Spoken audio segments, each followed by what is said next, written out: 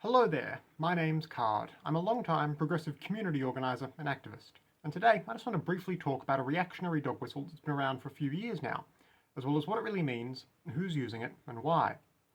For those who might not know, in politics, a dog whistle is a word, a phrase, or a symbol which seems perfectly innocent and innocuous to most people, but which really communicates a more sinister hidden message to those in the know. Additionally, there'll also be a playlist of videos of mine linked at the top of the description which goes into detail about all sorts of reactionary dog whistles and how to spot them. Today specifically, I wanted to talk about the word muh, spelt M-U-H, as well as what it means, and how it's become a contemporary reactionary meme and signal, particularly in online spaces. A lot of dog whistles used by right-wingers online are simply old memes and in-jokes from image board websites like 4chan and 8chan. The reason for this is that these sorts of pseudo-anonymous, edgy online forums have been favourite online spaces of the internet-savvy alt-right for as long as the alt-right has been a thing. And therefore, being able to readily quote and reference a bunch of old, obscure image board jokes has essentially become a way to demonstrate your extensive familiarity with sites like 4chan and 8chan and so on. And if you know the meme culture of these sorts of sites, then 99 times out of 100, that can be taken as meaning that you're also familiar with, and likely sympathetic to, the far right-wing political worldview long nurtured there. It's not a big leap, then, that a lot of online reactionaries use knowledge of these old jokes and references as a way to signal their alt-right bona fides to one another anytime they're posting or commenting somewhere online where they can't be so open about their extreme and really nasty beliefs. If you say something obviously bigoted on a big mainstream site like Twitter or Facebook or Reddit or YouTube, people will notice and you'll suffer the consequences. But if you couch your bigotry behind coded jokes that only the other 8chan nerds will get, you can find friends and spread your messaging without most normal people being any the wiser. To this end, one of the bits of terminology which online alt-right types frequently use is the word muh.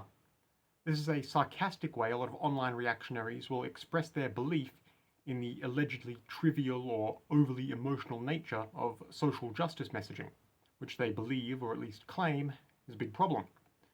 The word is meant to be a dismissive way of ignoring progressive or liberal causes, and it's something that a lot of 4chan types like to parrot, thinking that they're making some sort of point, when in actuality, of course, there's nothing wrong with someone caring about progressive issues.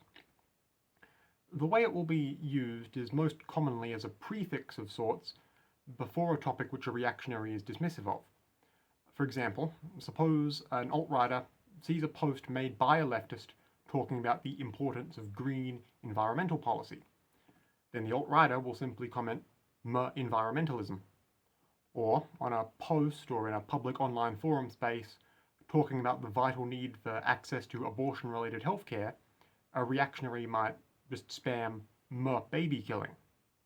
Or if the topic is the long history of anti-Semitism in the West, a neo-Nazi might say, "muh 6 million," or "muh hollow hoax," because they're just being dismissive and disrespectful of the topic. Like a lot of stuff the online right-wing does, this is dumb. But this is a way alt-right types signal their beliefs to one another.